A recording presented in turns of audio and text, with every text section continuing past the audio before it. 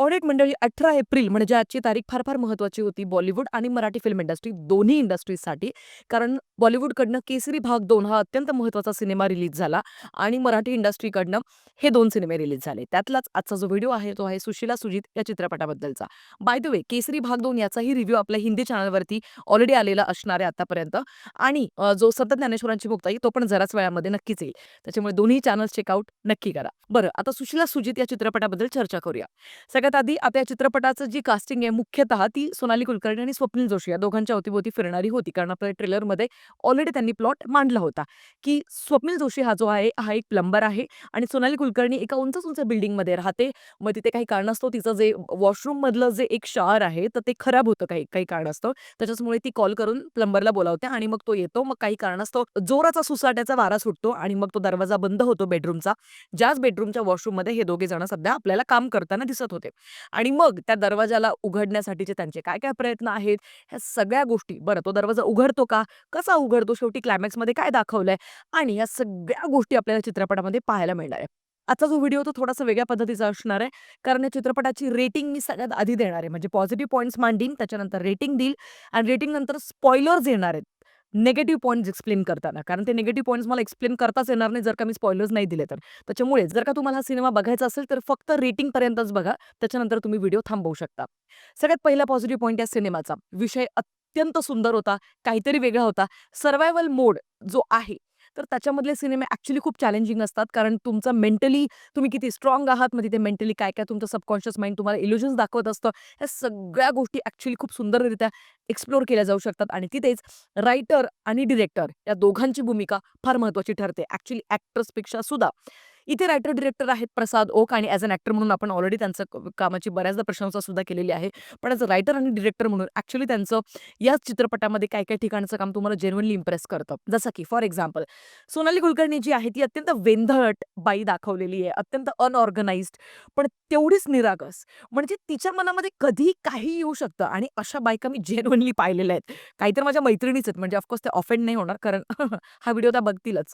त्याच्यामुळे मी कोणाचं नाव नाही घेणार आहे. बट मी जेन्युइनली असे कॅरेक्टर माझ्या आजूबाजूला पाहिलेले आहेत. त्याच्यामुळे काही ठिकाणी तिचं कॅरेक्टर खूप रिलेटेबल होतं. पुढचा जो प्लस पॉइंट या सिनेमाचा तो म्हणजे असा, की सिनेमाचा फर्स्ट हाल्फ ॲक्चुअली खूप सुंदररित्या त्यांनी रचलाय. म्हणजे आपल्याला कॅरेक्टर एस्टॅब्लिशमेंट त्यांनी दाखवली आहे आणि film actually no nonsense type direct सुरू होते आणि ते मला भयंकर आवडलं. म्हणजे उगाच काहीतरी इकडचं-तिकडचं काहीतरी दाखवणं आणि मग मग मग जाऊन ते विषयावर येणार. फर्स्ट हाल्फमध्ये तुम्हाला ॲक्चुअली डायरेक्ट असा विषयात हात घातला जातो आणि ते मला जाम आवडलं राव. रेणुका दफ्तरदार आणि सुनील तावडे हे दोघे आपल्याला हसवण्यामध्ये खूप यशस्वी ठरतात. तुम्ही जेन्युइनली हसतात हा सिनेमा बघताना आणि पुढचा प्लस पॉइंट या सिनेमाचा असा आहे, की ज्या पद्धतीने सिच्युएशनल कॉमेडी क्रिएट करण्याचा प्रयत्न केला एवढ्याशा जागेमध्ये. कारण मी जसं आधीच म्हटलं ना, सर्व्हायव्हल मोडचे जे सिनेमे असतात तिथे तुम्हाला कधी, काही, कुठेही, कसंही सुचू शकतं. त्याच्यामुळे त्या गोष्टींच्या अवतीभोवती कॉमेडी क्रिएट करणं हे जेन्युइनली थोडं मोठं टास्क होतं. पण फर्स्ट हाल्फमध्ये ॲक्चुअली मेकर्स यशस्वी होताना आपल्याला दिसतात. बरं आता छोट्याशा जागेमध्ये तुम्ही कायच वेगवेगळेपण दाखवणार ना, पण त्यातल्या त्यात संजय मेमाने यांनी सिनेमॅटोग्राफीचं एक उत्तम उदाहरण या सिनेमाच्या मार्फत आपल्या सगळ्यांसमोर नक्कीच सादर केलंय. बरं प्रोडक्शन व्हॅल्यू सुद्धा कमालीची आपल्याला नक्कीच दिसते. तुम्ही म्हणाल की गायत्री काय यार एवढूसा आता फ्लॅट आहे त्याच्या अवतीभोवती काय तुला प्रोडक्शन व्हॅल्यू दिसली. तसं नाहीये. पण छोट्या-छोट्या गोष्टींमध्ये तुम्हाला ती प्रोडक्शन व्हॅल्यू ॲक्चुअली फील होत असते. ती तुम्हाला दिसत असते आणि इथे थोडंसं इम्प्रोवाइज झालेलं काम नक्कीच तुम्हाला पाहायला मिळतं. आता मी या सिनेमाला देईल लिटरली 2.5 स्टार्स आउट ऑफ 5 आणि का बरं 2.5 स्टार्स? आता इथून पुढे मी त्याचे निगेटिव्ह पॉइंट सांगणार आहे. स्पॉइलर्स येणार आहेत. त्याच्यामुळे तुमच्या जबाबदारीवरती तुम्ही व्हिडिओ बघायचा आहे इथून पुढे. सगळ्यात पहिला निगेटिव्ह पॉइंट मेकर्सकडे ॲक्चुअली खूप मोठा आणि महत्त्वाचा विषय होता. पण सेकंड हाल्फमध्ये तो विषय इतका बावळट मोड घेतो, की ते तुम्ही एक्स्पेक्टच नाही करू शकत. म्हणजे लिटरली असं ते ओके. हे हे असं काय दाखवतोय? सिरियसली? या पद्धतीचे एक्सप्रेशन्स तुमचे असतात चेहऱ्यावरती कारण सर्व्हायव्हल मोडवरती ॲक्चुअली बाप सिनेमे खूप बनलेले आहेत वेगवेगळ्या इंडस्ट्रीजकडनं. बरं आता जरी तुम्हाला याच्या अवतीभोवती कॉमेडी क्रिएट करायची होती, आय गेट दॅट. पण किती, कुठे थांबायचंय? हे नाही यार. हे काही गोष्टींमध्ये इतकं म्हणजे झेपतच नाही काही गोष्टी. I give you one example.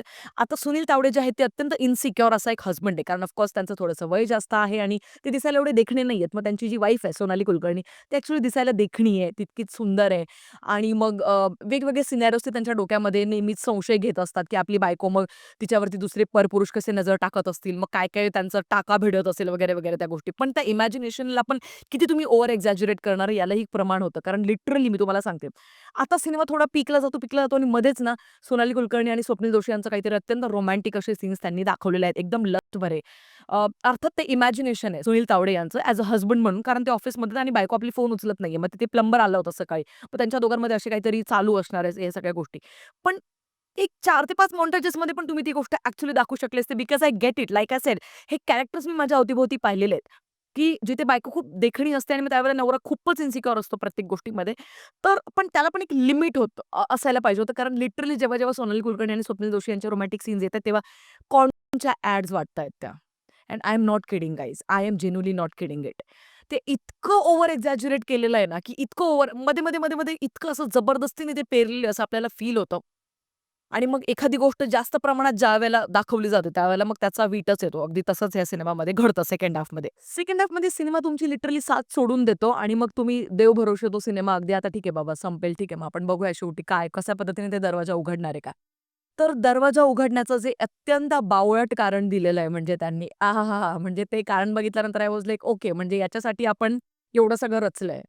Seriously ते अजिबात जस्टिफाय करत नाही. तुम्हाला अजिबात सॅटिस्फॅक्शन मिळत नाही सिनेमाच्या एंडला. मला असं वाटतं सर्व्हायव्हल मोडमध्ये तुम्ही आता ट्रॅप हा जर सिनेमा पाहिला असेल राजकुमार रावचा, तर ज्या लेव्हलचे प्रयत्न तो करतो ना, त्या फ्लॅटमधनं बाहेर पडण्यासाठीचे, त्या लेव्हलचं इमॅजिनेशन करणं गरजेचं होतं. ते इथे थोडंसं मिसिंग वाटतं आपल्याला. म्हणजे थोडीशी स्मार्ट रायटिंग आपल्याला थोडीशी ते मिसिंग वाटते. अर्थातच त्या सिनेमामध्ये कॉमेडी हा जॉनरा नव्हताच. त्याच्यामुळे तुम्ही माझ्याशी या गोष्टीवर डिबेट नक्कीच कराल, की काहीतरी हा कॉमेडी जॉनराचा होता ना राव.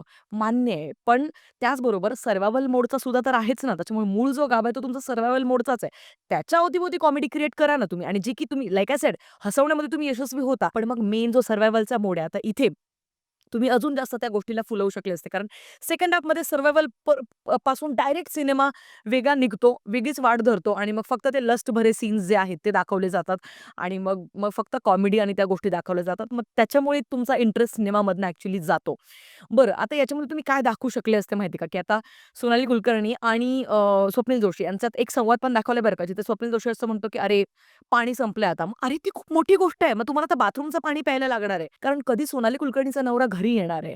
त्याला यायला संध्याकाळ होणार आहे. तुम्ही सकाळचे अडकलेले आहात. तुम्हाला तहान लागणारच आहे. बरं, तुम्ही तिथे दारू पिताय, तर त्याच्यानंतर पण तुम्हाला तहान लागणं गरजेचं आहे ना. पण त्याच्या अवती काहीच नाही. तो सीरियसनेसच पूर्ण गायब होऊन जातो. त्याच्यानंतर आता तुमच्याकडे बाल्कनी आहे.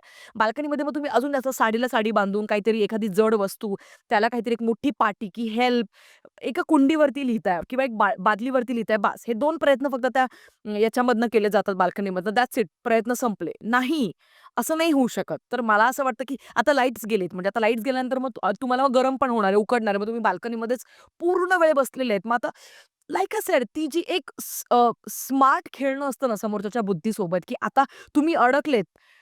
तुम्हाला ना त्या ॲक्टरच्या तिथे स्वतःला इमॅजिन करता आलं पाहिजे, की अरे मी अडकलोय, मग मी काय करणार आहे? अर्थात ह्या सगळ्या गोष्टी सेकंड हाल्फमध्ये मिसिंग मला वाटल्या. सो अर्थातच सेकंड हाल्फमध्ये तुमच्या पदरी खूप मोठी निराशा नक्कीच येते. तर मला ह्या सगळ्या गोष्टींमुळे मी 2.5 स्टार या सिनेमाला दिलेले आहेत आणि सगळ्यात शेवटी क्लायमॅक्स अजिबात सॅटिस्फाय तुम्हाला करत नाही. ज्या लेव्हलचं सोनाली कुलकर्णी आणि तिच्या हसबंडमध्ये एक डीप कन्व्हर्सेशन व्हायला पाहिजे होतं, ते मिसिंग आहे पूर्ण चित्रपटामध्ये आणि ते ॲक्चुअली दाखवणं गरजेचं होतं. बाकी हा होता माझा रिव्ह्यू सुशिला सुजित या चित्रपटाबद्दल आणि हा चित्रपट अजिबातच आई-बाबांसोबत, फॅमिलीसोबत, भाऊ-बहिणीसोबत बघण्याचा नाहीये. बाकी तुमचं काय मत आहे ते मला कमेंट सेक्शनमध्ये नक्कीच कळवायला विसरू नका. भेटूया पुढच्या व्हिडिओमध्ये. तोपर्यंत काळजी घ्या.